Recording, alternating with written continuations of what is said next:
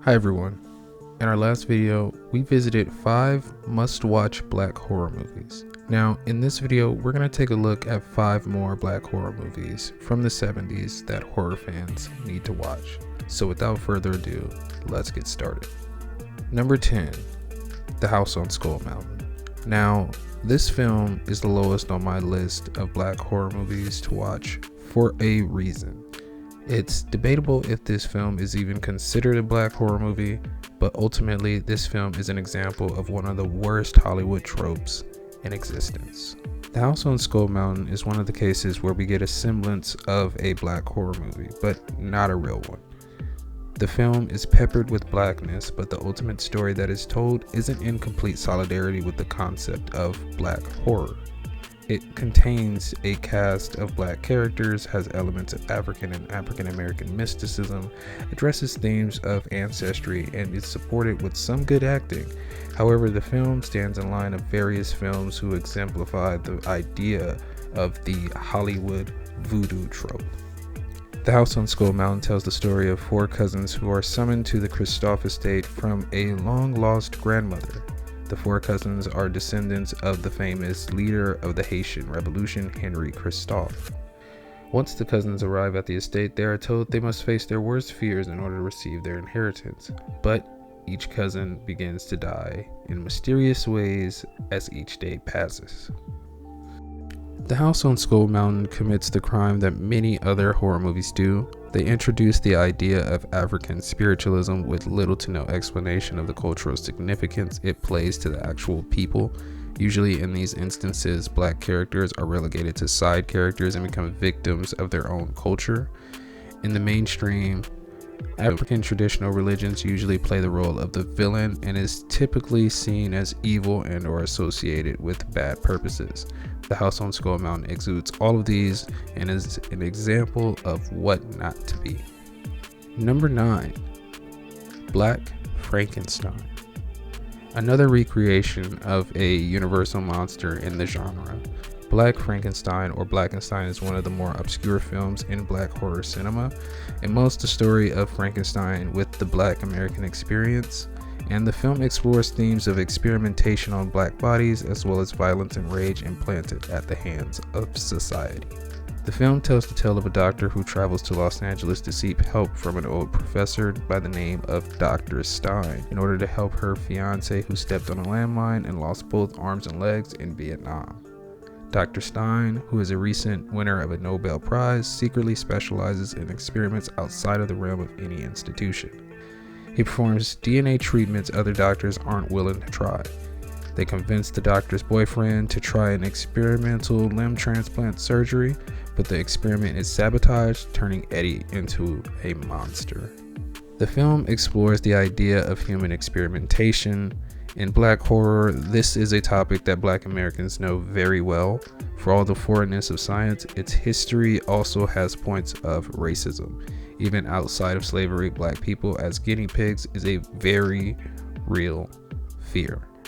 Number 8, Dr. Black and Mr. Hyde. Dr. Black and Mr. Hyde explores the issues of race and class and delves into the darker elements of Los Angeles's culture through pimping, prostitution, and drug abuse. Dr. Black and Mr. Hyde tells the story of a doctor who's on the search for the cure to cirrhosis of the liver with his partner. In a desperate attempt to test his cure, he tries it on himself. It turns him into a monstrous white-skinned version of himself with a murderous appetite named Mr. Hyde. The monster runs rampant throughout the streets of Los Angeles, killing prostitutes and pimps and terrorizing the local community. Dr. Black and Mr. Hyde is an exploration of a very unique theme in the black community. The film explores what it is like to be a successful African American. It explores the need that many African Americans feel to mold a separate ego due to historic cultural differences. Number 7, Ganja and Hess.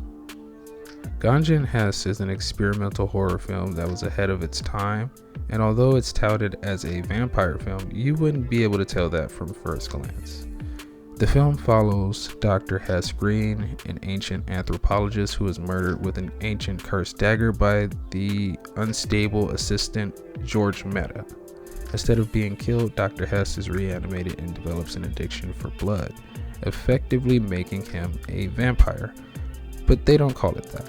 Hess ends up killing George and hides his body, but when George's wife Ganja shows up looking for him, Hess and Ganja end up falling in love and she ends up learning his dark secret. The film comes directly after the release of 1972's Blackula and has the same theme of the curse. This curse is that of the hunt for blood and the need to feed. Overall, this film is a vampire movie without being a vampire movie. Bill Gunn's intentions to show vampirism as a metaphor is clearly apparent here, but I feel that the film was too much for audiences to handle from the mind of a black man at the time, whereas this film could have been seen as an art house genre film if it were a white director. Gunn's direction is willfully misunderstood under the guise of low production value, but even with these challenges, Gunn still manages to create a staple black horror film in the genre. Number 6, Abby. Abby is another lesser known black horror film to come out of the 70s. It was filmed in 1974 following the success of The Exorcist and Rosemary's Baby. It was one of the highest grossing black horror films at the time, garnering over $4 million at the box office. Abby tells the tale of a sensible young woman whose only goal is to take care of the home and her husband. When her father-in-law finds an ebony puzzle box on an archaeological dig in Nigeria, he releases the supposed spirit of Eshu, a trickster spirit sitting along the pantheon of the Orisha. Eshu possesses Abby and she begins to act in strange, bizarre, and sexual ways. Abby was an interesting experience of black horror. Most blaxploitation films explore black themes from a masculine point of view. Abby is one of the few black horror films where femininity is considered, but for its consideration, the film presents female sexuality as something to be feared. The film hangs on to old notions of submission to religious ideals.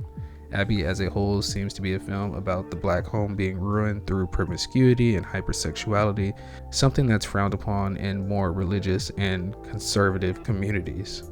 But today, with the rise of many black female icons, especially in the realm of hip-hop with the likes of Nicki Minaj, Cardi B, Megan Thee Stallion, and even older artists like Lil' Kim, Trina, hell, even Adina Howard, black female sexuality seems to be more empowered than it has been. So in a way, Abby is an empowerment film if you look at it today. If it hadn't been for the Yoruba element of the film, it would have been seen as a direct copy of its inspiration. But the added element still seems to derive from a very conservative American perspective, so it's easy to tell that the Yoruba element was added just to say that the film is different in some way. Other than that, the film doesn't really stand out, but looking at it from a modern lens points out a few key errors that we should avoid in the future.